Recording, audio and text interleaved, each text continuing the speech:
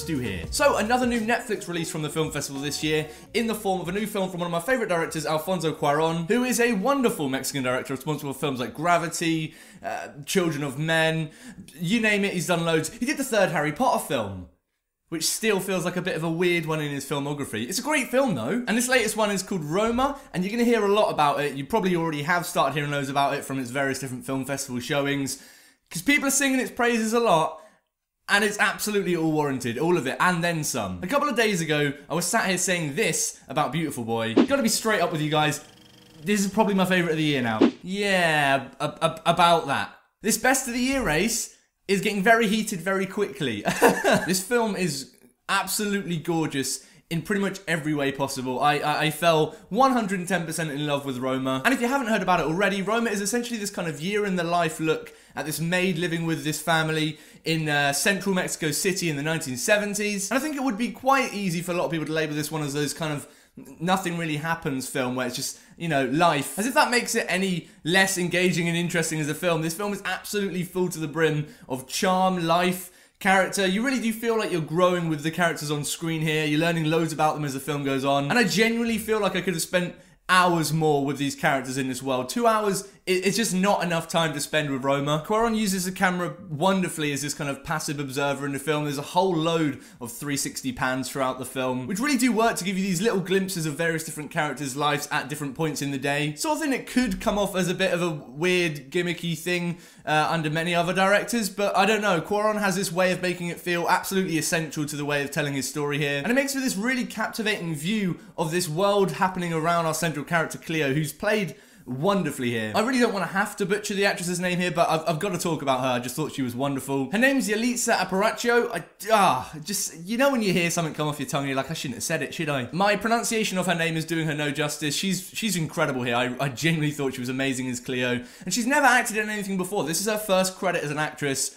Whoa, she's good. Above everything else, you do just feel like you're watching an actual person live an actual life and all of the ups and downs that come with that. And I loved her relationship with the family and how that built throughout the film. And it can sound quite cliche to sit here in reviews and say that this film feels like it really does capture the essence of life. But fuck it, I'm saying it. It goes through so many of the different aspects of life. It can be slow and quiet and often quite mundane. It can be really intense, often out of nowhere. There's this wonderful sequence where they find themselves caught up in the middle of this protest from students in the city. And it can be funny and also quite frantic. I mean, a lot of the children in this film, there's a load of them in this family that are running around all the time. It can often lead to some really, really funny moments. And Cuarón flies through all of these tones absolutely effortlessly throughout this film. I feel like he just gets it. And I haven't even touched on the technical aspects of this film.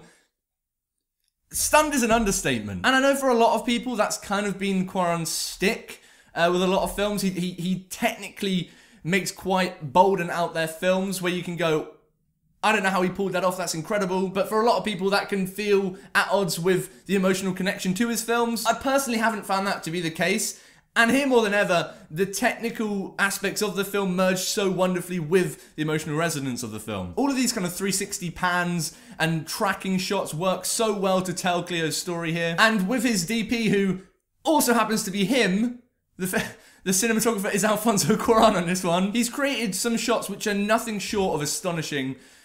It's a shame that this is a Netflix release because a lot of people are therefore going to be watching it on their TV screens or their much smaller than it should be screens at home. Because watching this on a cinema screen was often jaw-dropping. Honestly, some of the shots in this film are exquisite. It is without a doubt the best shot film of the year for me. And it also has an incredible use of sound, which is not something I really expected from the film, but the way that they used sound in this film to help tell this story and help really fully immerse you in the world that it's telling, it's incredible. I don't know if this is true, but I heard that they spent just months alone on the sound of this film, trying to get the 360 sound of it all working as it should be, and that's absolutely paid off. I know kind of 360 surround sound isn't really anything new, but I've not really seen it done so well in a film for as long as I can remember, really. Genuinely, you'd hear things surrounding you, just different bits of conversation from things that are happening off screen. There are people in the audience like, wait, what? Guys, can you stop talking? Maybe that was Cuarón's secret mission here, just to troll people in the audience, make them think people are talking at the back of the cinema. It's that effective and it works so well with the camera work here.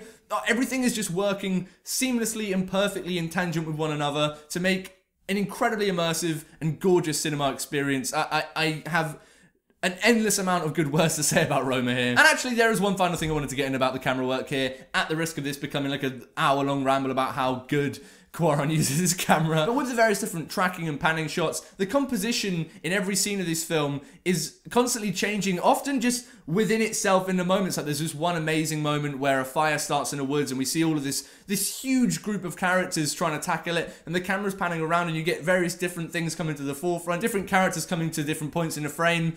And every single moment where these characters changes feels like its own new, expertly crafted composition. It's insane. And I guess on paper, if you heard about the fact that Alfonso Cuarón was doing this new kind of year in the life, slow look at a family in Mexico City in the 70s, you wouldn't really expect it to have much more kind of obvious, astounding technical achievement than a film he did set in space with Gravity. But it honestly left me as, if not more, stunned. Dude, how does Cuarón do it? Every time he comes out of a film, I'm sat here saying stuff like this. It's unfair. Yeah, I truly 100% fell in love with Roma. I think we have a new best film of the year. This seems like it's changing every 2 days with the festival. Christ. I cannot wait to watch it again. Luckily, it's coming to Netflix in only like a month, so you have to see it. But I'm saying now, if you can, and you have the opportunity, get out and see this one in the cinema. You will not regret it. Go see it as big as you can.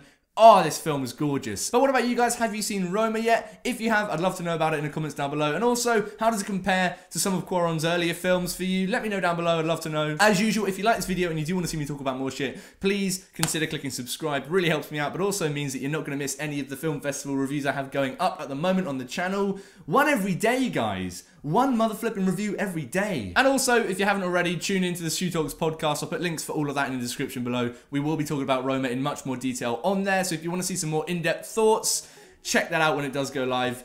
Probably today. I'm off to go dream about maybe one day ever having even the fraction of the talent that Alfonso Cuarón bleeds. Until next time, stay beautiful, mother truckers.